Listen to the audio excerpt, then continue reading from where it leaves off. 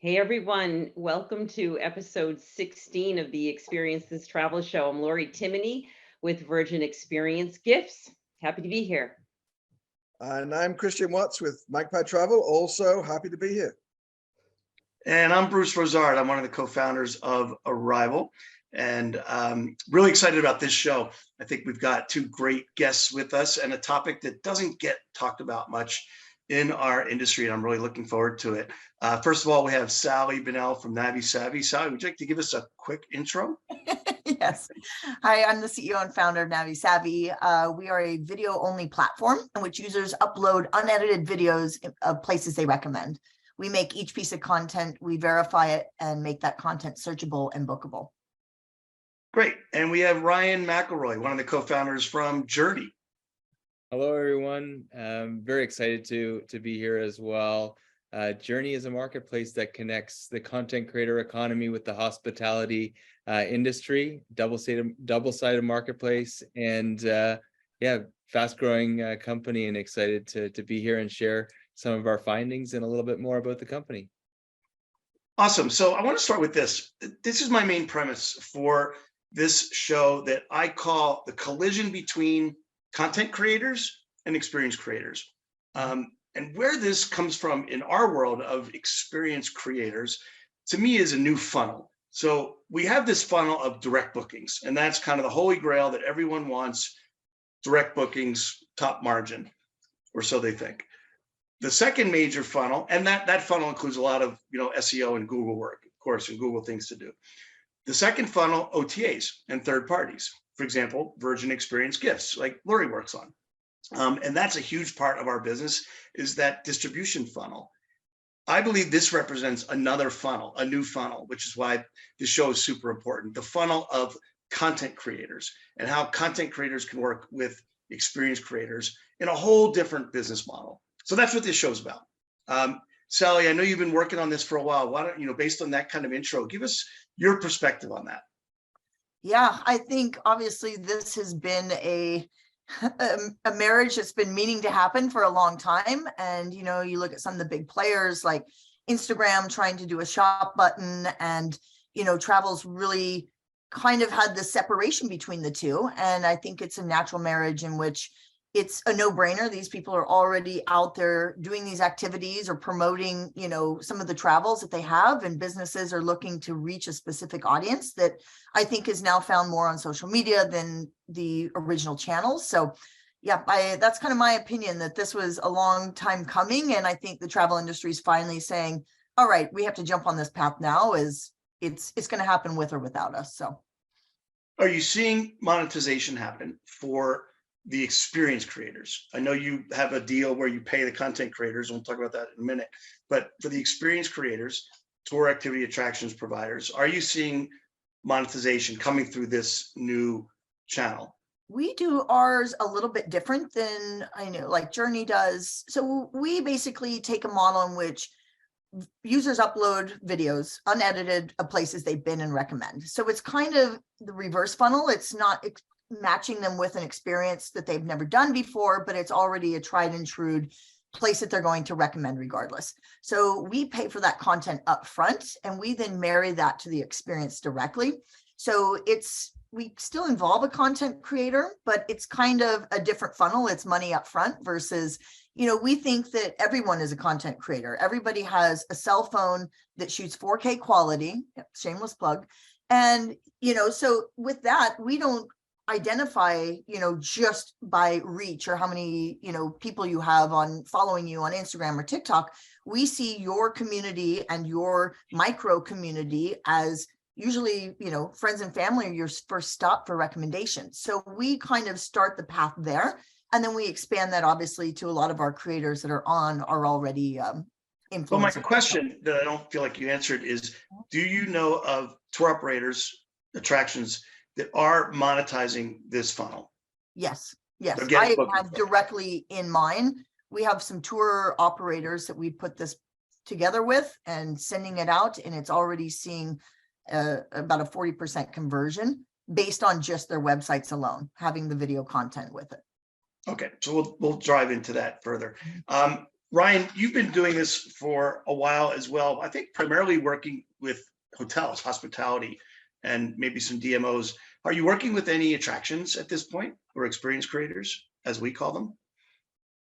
We haven't actually partnered with any experience creators. Our focus has been hotels, cruise lines, both ocean and river, as well as short-term rentals. So we haven't really gone to the path of this is a experience in destination like, Pearl Harbor here in Oahu, whatever the case may be, and showing this product being displayed by a content creator with a call to action to book that particular experience. But we do see that as a natural evolution of our product. Once we get the content creators in destination, that there will be in destination providers of experiences that want to take advantage of having a preeminent creator in destination so that they can create content and therefore monetize that content further. And on the hospitality side, are the hotels seeing results? What kind of results are they seeing? Yeah, absolutely. We, a lot of the time you'll read in the press that, content creators, it's all about earned media value. That is absolutely 1000% false. We are actually seeing reported conversion and attribution based on the content that's being provided. And I think it's very interesting how we see this economic shift of people. Now we're reimagining work itself. Content creators are a vocation for many, many people throughout the world now. It is, as Sally indicated, we're all creators. As Rick Rubin would also say, Sally, in his new book, is that we're all content creators here, and we all have the opportunity to monetize our influence, and that's what Jerne is really about, is doing that. Ryan, how are you doing the attribution? So yeah, it's a great question. I mean, we tie right into the GDS and give our content creators a swipe up link that's specific to them that tracks that attribution. We're also tracking the user generated clicks to that particular landing page, so that we can kind of give an overall metric of what the return on investment of having a content creator stay at a property, go on a cruise ship, or go and promote a specific experience. So that's how we do it now, very streamlined, using the GDS for the hotels. And then the ocean cruises, as well as the river cruises, they do it in different ways. They do it on landing page conversion, and they use it as a way to generate lead gen for their travel advisor partners. Or of course, it's a direct to consumer play where they can actually go ahead and have those consumers book online as well. So I have and you'll just modify it for each platform. Sorry, you'll just modify it for each platform. So you got one process for TikTok and a different one for Instagram, whatever works. Well, not necessarily for TikTok and Instagram, because you only have one. You can actually just put a link in your bio, or you can swipe up to a lot of our verified creators. So they have the ability to do the swipe up or embed link. So it's one generic link that's specific to them so that we can track the attribution, and it's branded as well. And I think that's key in this, is that content creators see themselves as brands themselves. So they want everything to be within their brand, because they care about what their audience sees, and there being brand consistency across the board as well. I think one of the things that in the world, from what I understand of content creators and influencers, is really the authentication of the content creator. And I wonder, Sally and Ryan, both really, how do you vet your content creators? And Sally, specifically in regards to the videos, you've got people uploading videos, of course, that, are, as you said, they may not even get paid for this necessarily. How do you really ensure that the video is authentic, that it's carrying a message that you want it to carry? And, what's the process that you have for ensuring that happens? Yes, for us, we started attending a lot of influencer conferences, just kind of went straight to, it was during the pandemic at that time. So I got on every virtual meetup with influencers and said, you're sitting on content you can't monetize right now, and you're not traveling. So why don't we help each other out? So that was kind of the first target. So we really focused on women's groups, nomadic mat groups that had content creators. So we're very specific on Traverse, a lot of those, and have great partnerships already. We have 3,000 content creators that are influencers on our app right now. So that's kind of was our first target, but then we go in and we actually verify every clip, because that's something that really bothered me about Instagram was, you know, they'd post anything and you could check in on the moon for all you know, or their Instagram is made so you are asking questions and you don't have all the info, and they want engagement on each post. They're not looking for direct conversions for them, you know, at least on that platform. So what we did was we basically said, why are you recommending this? Let's take it away from TripAdvisor and not have the negativity. Let's have a positive platform. It's every video is unedited. So you see the experience as if you were there, your own eyes, first person with a camera. We go then and we check in on Google Places where that location is. So it makes an easy marry up for us. We go in and verify it. We have it through our places. So we then go in and we verify through Google Images. We're incorporating AI currently. So it already automatically rejects videos that don't fit our format, or, you know, but out of all the videos, we have about 50,000 videos uploaded, and we probably only had about 5,000 that we've rejected. So it's really been an education model up front as well of the kind of content we want, what it looks like. And that was really started by the groundwork that we did. And most people have been pretty good about knowing what we're looking for. And so verifying that for us is kind of the authenticity that you're not getting, because on the reverse side, I've worked with a lot of influencers and they got paid to go someplace, but I didn't have that same experience because they had the best room. They had this, they were getting paid to be there. So I kind of took that away and said, you know what, if you only put it up if you're going to recommend it, like you've already been there. We're not a pay to play model. Like it is, if you genuinely want to do this and you're creating your own past itinerary, your own suggestions. My focus has really been on the start of digital nomads, because we frequent the same areas frequently, seasonably, and we're all passing along information in Slack groups, WhatsApp channels, you name it. And so for us, it was really a centralized location in which we could share recommendations from people that we trusted.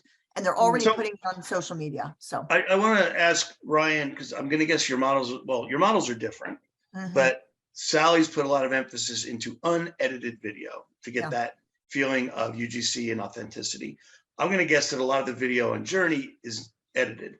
Can you speak to that, the difference of the kind of videos that you're utilizing for your clients and what you're putting on Jerne versus the unedited, more raw, quote unquote, authentic video that's getting on NaviSavi?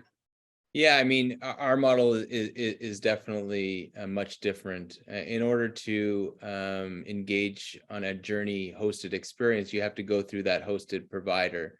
So for example, if you wanted to stay at the Library Collection Hotel in New York City, you would go through their website and you'd say, oh, on here it says, you know, if you're a content creator and want to stay at the Library Hotel, click this button. That's your first introduction to Jerne. You would go in as a content creator, fill out a profile, and then apply to stay at the Library Collection Hotel. So to Lori's individual question, here's the first step of being verified as a Jerne creator. So we don't have an open platform where everybody can just sign up.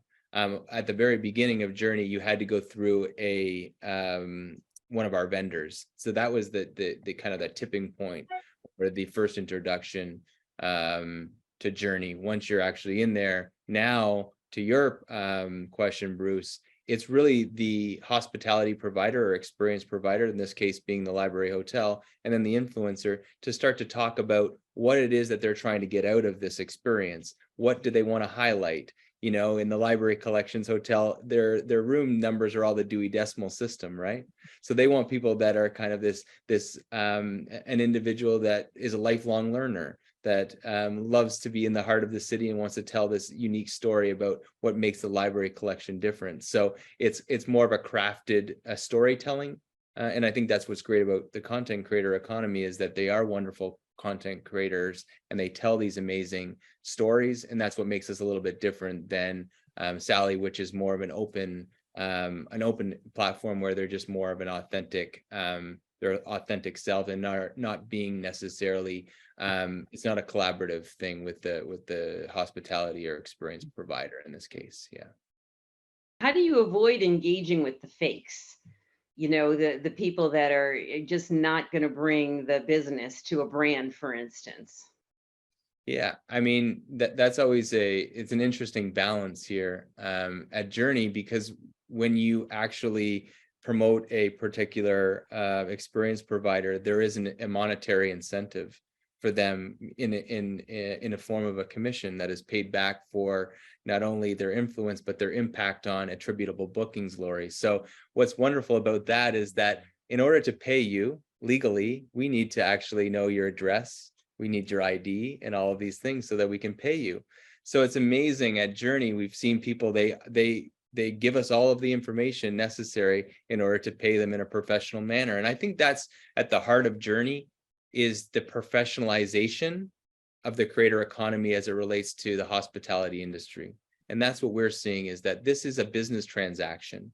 This is not necessarily just, hey, I want to stay at your fancy hotel or on your wonderful cruise ship in exchange for just pure content. This is a relationship that they want to have with this brand, and they want to be an ambassador and a steward of that brand. So we take it very seriously. There's contracts.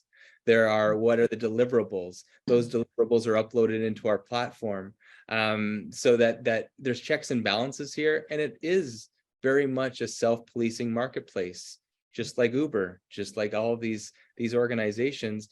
They're rated. The creator rates the vendor, and the vendor rates the creator on a 5-star level. And if they go below a certain threshold, their accounts are flagged, and we ask them, hey, you know, we saw that you gave this content creator a 3. Why is that? Well, they didn't create the content that was in the contract under the obligation of what was signed up for. So that's why we gave them that, or they didn't complete this, or they weren't kind to our staff, whatever the case is. So it truly is that self-policing marketplace, just like an Uber or one of the other larger marketplaces in North America. So I got a question first for Ryan, then to Sally, same question. Ryan, how's Sally gonna scale and get users? She's gone for her own platform. You're utilizing everyone else's platform, right? Whether it's TikTok, Instagram, anything else. So a very different model. Mhm. I'm asking you first, just for fun, Ryan. I know Right. Sally's got the answer. Yeah, I mean, what's wonderful, and I think I just wanted to commend Sally for saying it, is that we're all creators, right? There's 300 million people that classify themselves in the world as a creator. Wonderfully, you know, the one thing that did come out of the pandemic was that people value moments over things.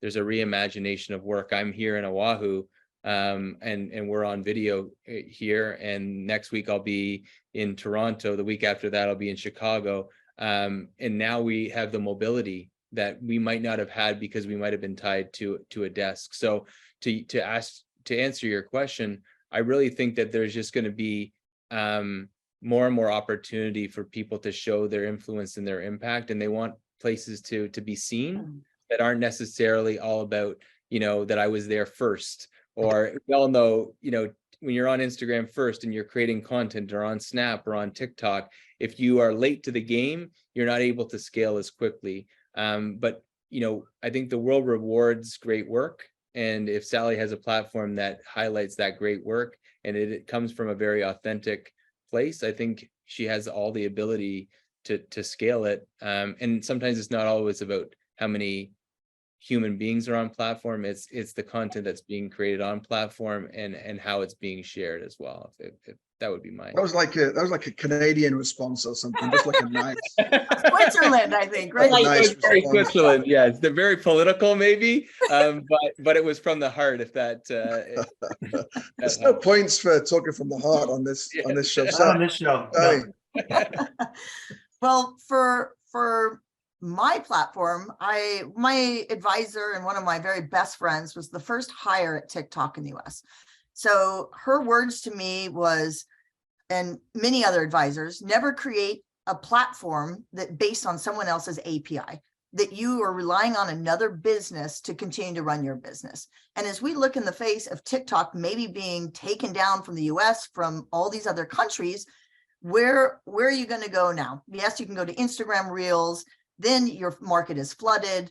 What we've tried to provide is almost, for me, TikTok, Instagram, there's so many things shooting at you that it's very difficult to plan an itinerary via videos. You can get a one-off experience or a one-off hotel that's wonderful, but where does the rest of the travel planning come in? And that's where we really target is, once you're there, you kind of have your staples. If you're going there for dive with sharks, or you're going there because of this hotel in Hawaii or wherever, but there's still going to be supplemental pieces that need. So, okay, now we go to restaurants. Now we go to, you found one restaurant on TikTok and you have another one on Instagram Reels.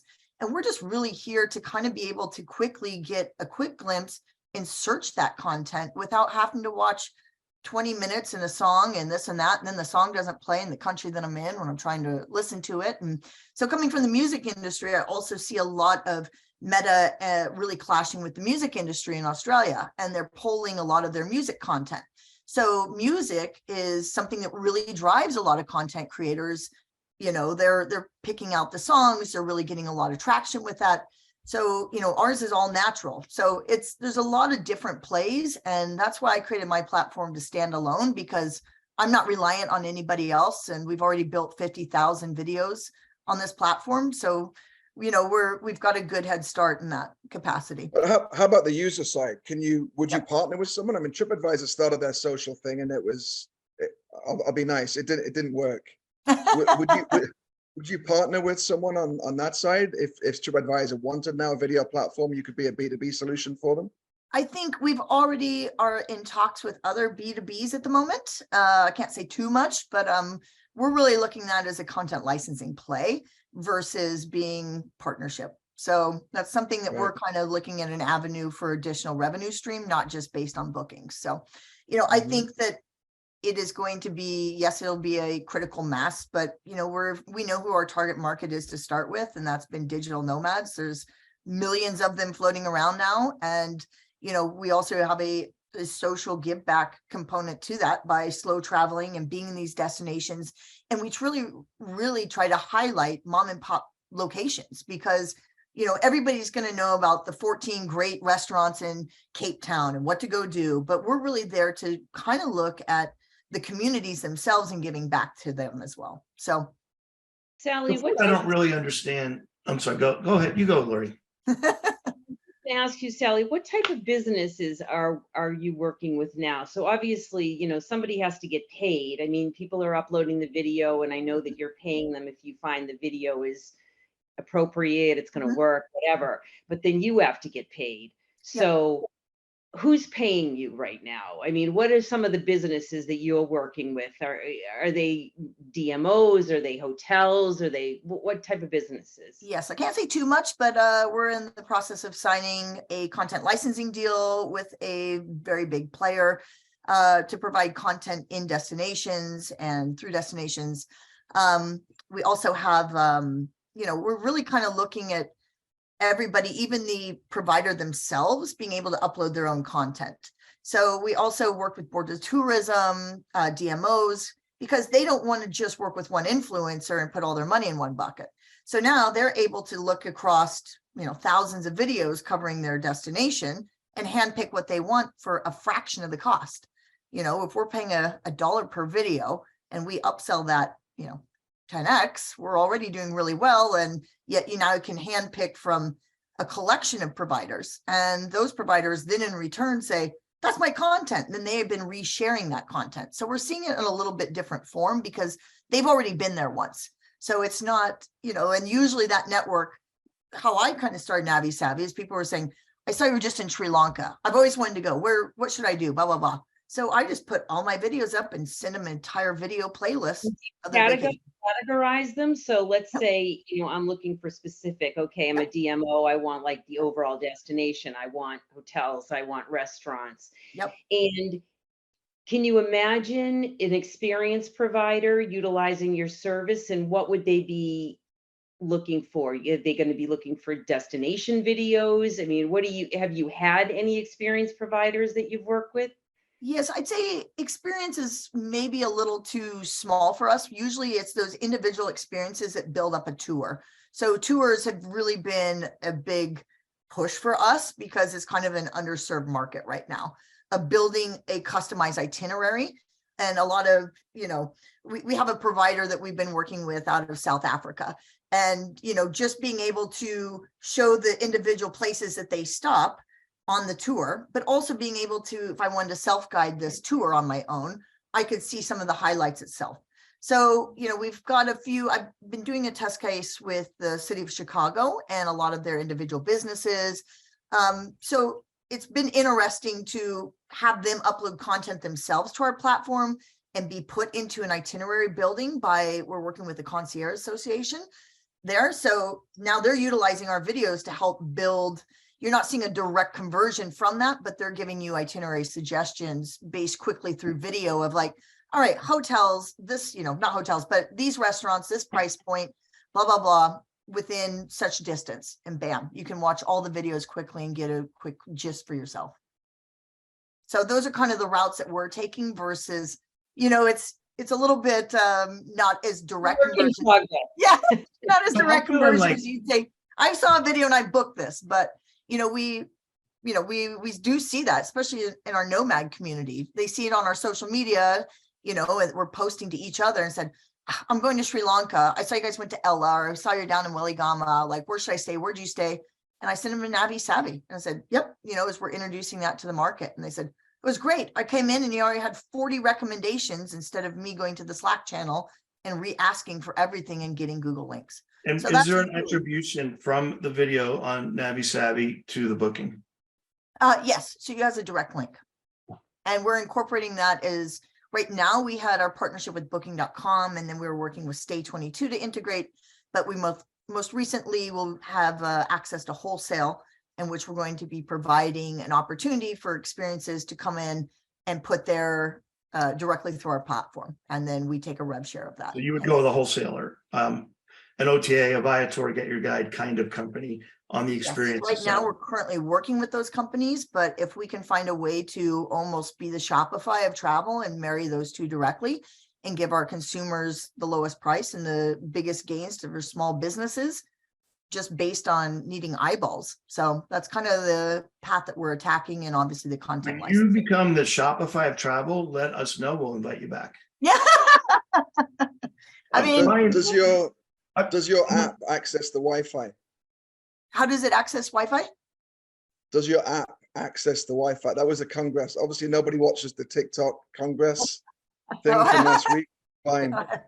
I missed out on that one. I was in Sri Lanka last week and flying for 26 hours. So I missed out on a lot of life. But I think what I'm really still struggling with a little bit is we're in the experiences industry, we being Christian, Lori, myself, everyone out there watching tour activity attractions.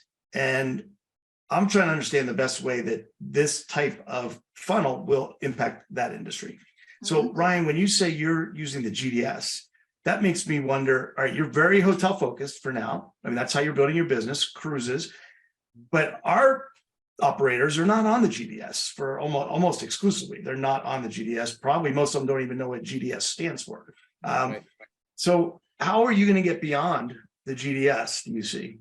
Yeah, herein lies the amazing opportunity for experience providers and what's in our scope of we today have hundreds of people all over the world traveling and creating content, right? And now I am a kayak company in Banos, Ecuador, and I want exposure to the North American consumer. I will have access to know that Sally, the influencer from New York City, is going to be here in 2 weeks, and I can reach out to that influencer and say, hey, do you want to come to my kayak experience?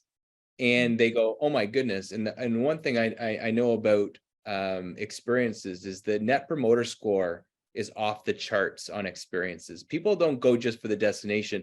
They go for what you can actually do in destination.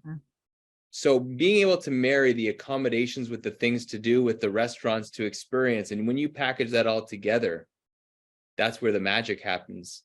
And people go, oh my goodness, I want that experience. I want to stay at that hotel. I want to go on that kayak excursion, and I want to eat that steak meal at that particular restaurant. And that allows for small businesses, which is primarily what experience providers are, to scale their business. We have content creators that will go into a destination and put 1 million eyeballs on a reel. Imagine now you're the kayak company that is in a component of a reel going down in the Amazon. Now it's being supplemented by a large hotelier that also gets the benefit of, oh, wow, you can go and stay at X destination hotel in Banos, but you can also go on this amazing kayaking tour in Ecuador and Banos. So it's not just about the hotels and the large companies. These experience providers, when they have access to the same influencer that the major hoteliers, cruise lines have access to, and you start to layer those things on, you create that magic and that experience. And that's what people are buying. They're buying the outcome, the experience of what they see, and they want that translated into reality, even though where they saw it first was in a digital format, i.e. Instagram, YouTube, Sally's platform, etc. Does that make So I think we all get the story, right? And yeah, we all believe in it's the things you do when you get there that matters. But it's all very fuzzy, and I think that's and this reminds me of when Facebook started. Everyone jumped and thought they had to be on Facebook. As far as experience providers, nobody made anything on Facebook. Now everyone jumped on Instagram. Everyone's still struggling to do anything with these social channels. Everyone does them because they go to conferences and they're told to do them. But as far as experience providers, we can't even work with the hotel next door. There's no attribution on the hotel front desk on the same street as me because hotels can't get their act together. So if that being said, now you're adding a whole nother layer of social platforms with mostly zero attribution. Is it just always going to be fuzzy? And we have to just hope, we put lots of stuff out there. It's a bit like outdoor advertising. The more stuff we put out there, we hope it's performing, and we hope we get enough back, and we get enough people that say, oh, I saw you on this platform or that platform, and that's good enough. Or are we going to get to this place where it's measurable? I don't think it's platform, Christian, because you're talking about using platforms people are already using. You're talking about using Instagram, you're talking about using TikTok, you're talking about using platforms that they know about and that they're using. It's just that maybe they're using them a bit more intelligently now, because instead of just throwing up a random post that might not do anything, now they're using it with they're working with an influencer or a content creator that is going to be showcasing a product, their product, hopefully, or a destination that is more than likely going to draw more eyeballs than just them maybe throwing up a random post. I'm not saying that doesn't work. Obviously it does. All I'm saying is that what I think it's interesting from Ryan's standpoint, experience providers, many of them are in a different category, right, than a hotel or a cruise line. Hotels and cruise lines, they have money. So they have the money to pay you, Jerne, to, sort of be the go-between, hire the content creators, put them in touch with the content creators. Many experience providers probably don't have those funds necessarily, but certainly there are companies that do, bigger companies, like, a company like Merlin, they're probably already working with a platform like yours, I would imagine. Oh, sorry, Bruce. Bruce was telling me you're pronounced Jerne. Yes, you are. okay? That's He's okay. always telling me what I should be doing. We all need a Bruce in our lives, for sure. Yeah, exactly. But it's interesting to think about what about the sort of medium or smaller businesses? I guess my question would be for you is, what advice would you give to them if they wanted to start looking at content creators and utilizing content creators on Facebook or Instagram or whatever, TikTok? What would your advice be? Is it going to be to immediately sign up with a platform like yours, maybe? Or is it going to be to test the waters and then consider that? Or what would you say? It's a great question. And I think it comes down to an experience provider, depending on what experience they do provide, they can give away these opportunities to these creators at a very low cost. And I would argue that a kayak, if you have 14 people going, adding one kayak has a limited amount of actually out-of-pocket expense. Reaching out to a content creator and saying to them, hey, I understand that you're on your way to name of destination. I would love to host you so that you can experience our kayak tour, our hot air balloon ride, whatever the case may be, in exchange for earned media value.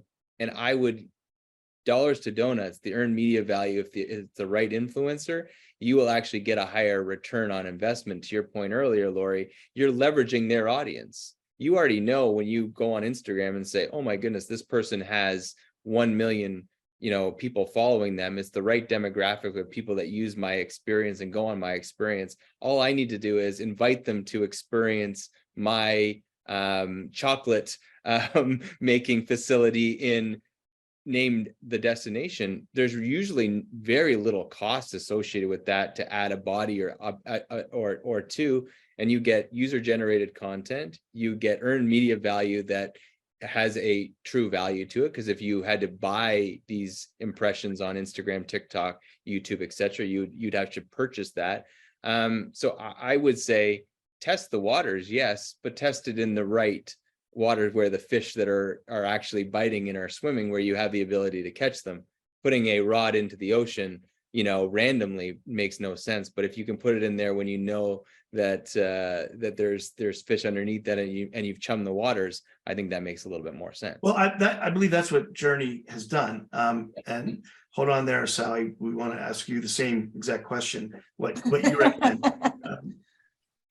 Ryan, correct me if I'm wrong, but Jerne basically is curating the influencers and the content creators for your clients. That's your USP, because there's so much talk about influencers and they just want free stuff, right? Or how do we know which ones are going to have that impact or not? So that is what you're saying your role is at Jerne, is to only have the real influencers in your platform, on your platform, that you're connecting to your clients, and your clients are the ones paying you, are the hospitality providers, the experience creators, etc. Yeah, that's one of our USPs is the curation of who's on platform and showing what their impact on the bottom line has been based on previous stays at a experience provider. That's one of them. But the other one, and how the company really was founded and how we leaned in to make the investment in creating the platform itself, was efficiency. Because these hospitality brands are being inundated by messages from content creators on a daily basis through multiple channels. LinkedIn, they're getting DMs, they're getting phone calls at the front desk, they're getting everything under the sun to get a hold of these individuals. And now what Jerne does is it centralizes it into an RFP process and makes it more of a business transaction. And that's the only way to usher in this new creator economy, is to say, is it a creator economy or is it a creator hobby? And we have leaned in to say, this is a creator economy, and an economy is where there's economic value on both sides of the equation that is being fulfilled by both parties. And I think that's where we're coming at it. I love that. Is it a creator economy or a creator hobby? And Sally, I'm going to guess you have a number of hobbyists on your platform because you make it so easy for them, right? But answer Lori's question. If we were all experience creators, and most of us used to be, what would you recommend? How would we work with, whether it's NaviSavi or any platform that is bringing together the content creators and the experience creators? How can we really leverage what's going on here? So what we do is we make it super simple. We allow businesses to upload the same 3 unedited videos by themselves and check into their own business.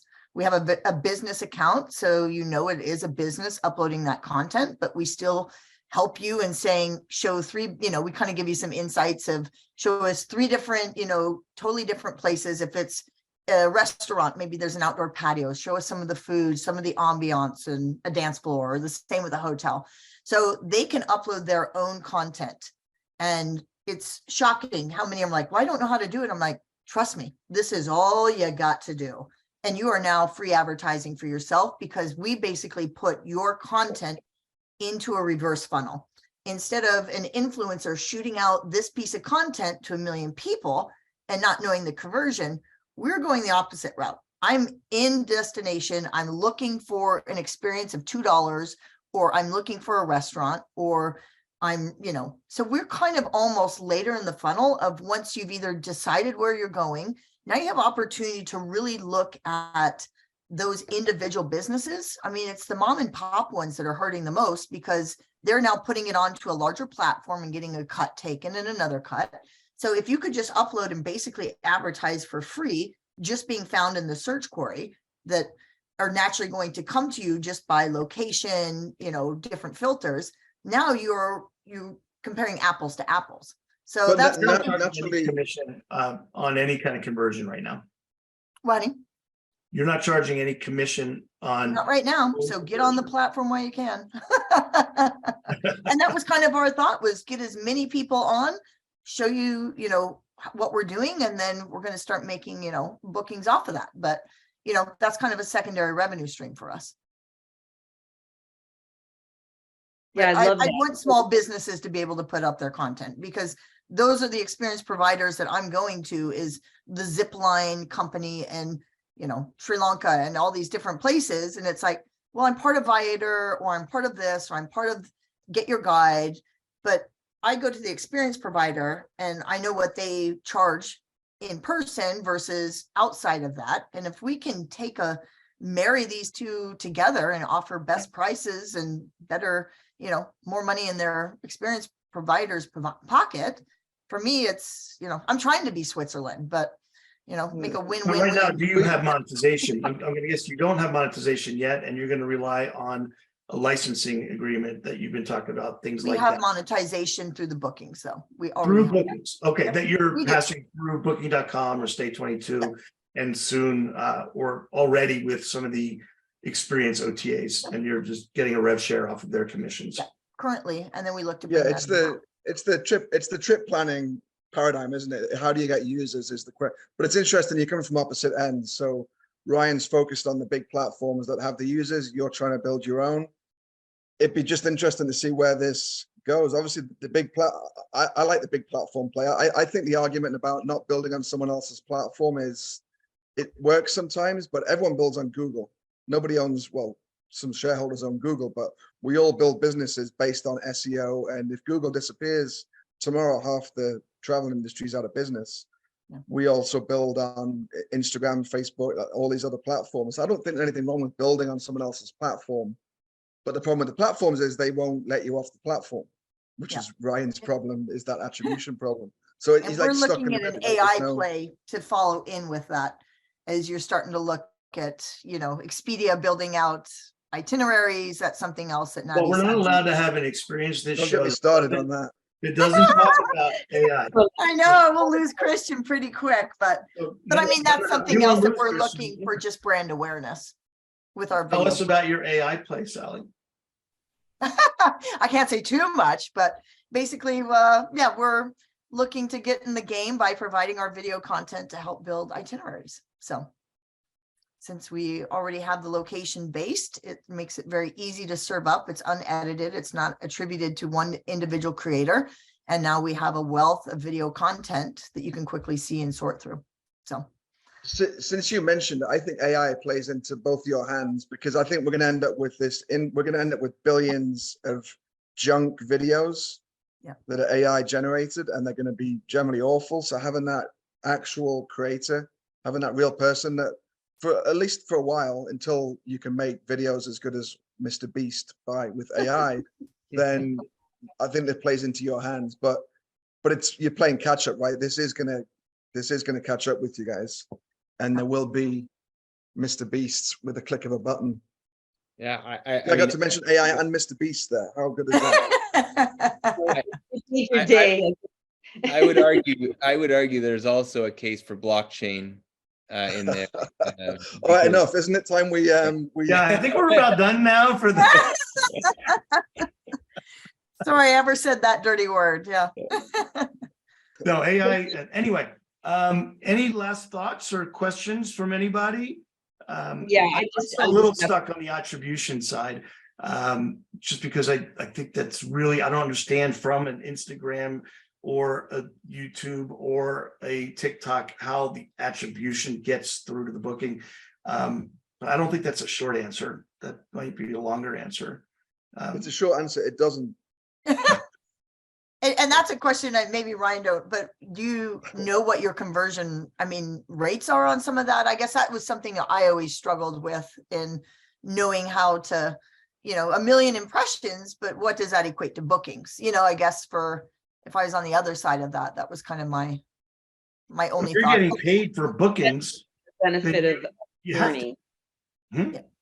That's one of the benefit of Jerne. They obviously know that how to measure, they've Yeah. got the measurement down. They understand how to track the profitability, and that's one of the reasons why you work with a platform like that, because it does it all for you. Laurie's so nice enterprise- today. Why are you so Yeah. nice to everyone, Laurie? Yes. No, I just was curious myself. Yeah, I mean, the reporting mechanisms of Jerne and why we're leading the enterprise charge here in the content creator economy is people do want to know what the ROI is on these, even if it is a contra play where the content creator is getting everything for free in exchange for earned media value.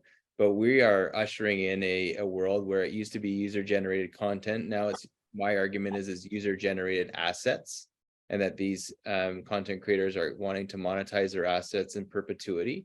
Our goal here is to ensure that we can report back, and we have this intersection of influence and impact and attribution.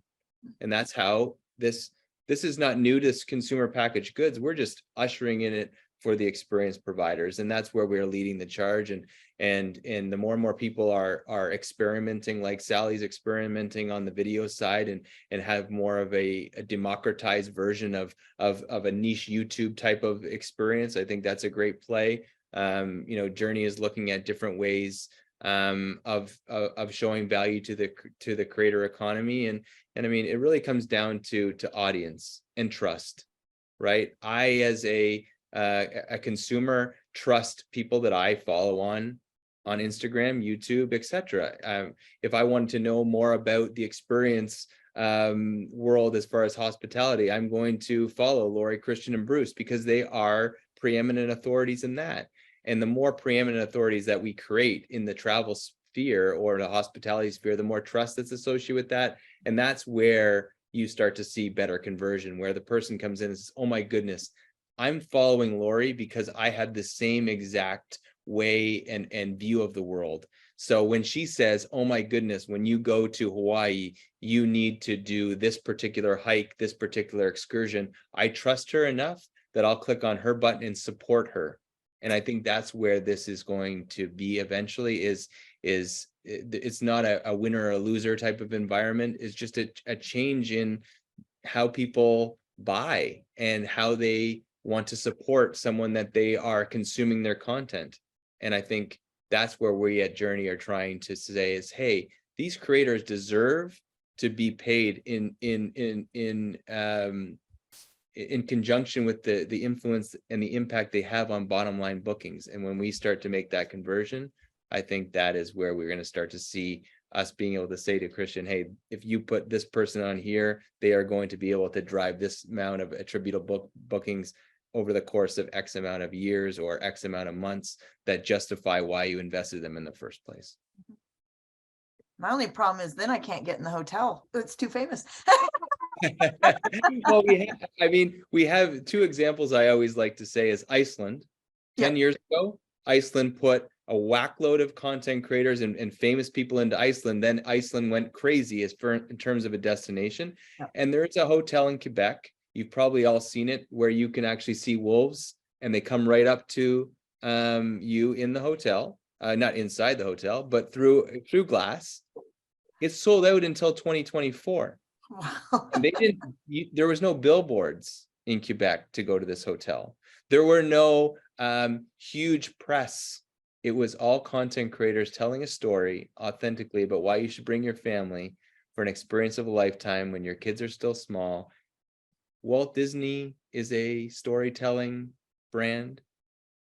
We just need to tell better stories and allow for people to be their authentic selves and share that with their audiences on a global level, and we will start to see the impact. And now it's just about ensuring that the people that are creating that impact are being compensated correctly. And that's why, Sally and myself at Jerne, every day we go out there and say, how do we make content creators more successful? We make them more successful. We'll be able to drive the acquisition costs of these companies down, which will keep the prices from rising and basically allow it for anyone to travel, not just the people that have the means. And I think the one thing about travel is that it brings us together, and it shouldn't be basically based on your economic status, whether you can travel to a certain destination. So we need to try to create these environments where it's more economical to drive these eyeballs and these audiences and the acquisition costs of these customers down, so that there's not rapid inflation in the price points, the ADRs, and we can have more entrepreneurs in this industry. I like to say the hospitality sector is the largest community on earth, and we should foster that, because it is truly one of the biggest economic drivers in the world. And I think this I feel is, like we need a whole different session on this, Ryan, like a yes, whole. yes. Yes. That was long-winded. Okay. I want to go to Davos with you, Lori. I want to go to Davos with you, Christian, and Bruce, and Sally. So let me know when the trip is, and we'll get going. But it's going to be long-winded, but I'm just very passionate about the industry that we're all in. Yeah. I'm going to let you, Sally, have the last mention. Oh, no, Off the I top of think your head, sum it up. no, I think I second what Ryan has to say, and a lot of that is, it's really just about being able to put a camera lens on the world and show people that this lifestyle is achievable for everybody. It's not just our top influencers, but you really get to start connecting and building absolutely stories. And it's kind of fun. It's the new television. It was, you would watch Rick Steves or people go, and now you feel like you have a personal connection with these people. And whether that's the business owners themselves that are, having this on social media or our platforms, or the influencers telling that story, I don't think, content is going to go anywhere. I think, it is here to stay, and it's really proven its model in video format, which I've been preaching since 2013. I've been trying to, I just think travel, it's going to take them a while to, as we've talked, Chris and Bruce, just how do we start standardizing video content for platforms, and, what's kind of the evolution this is going to take.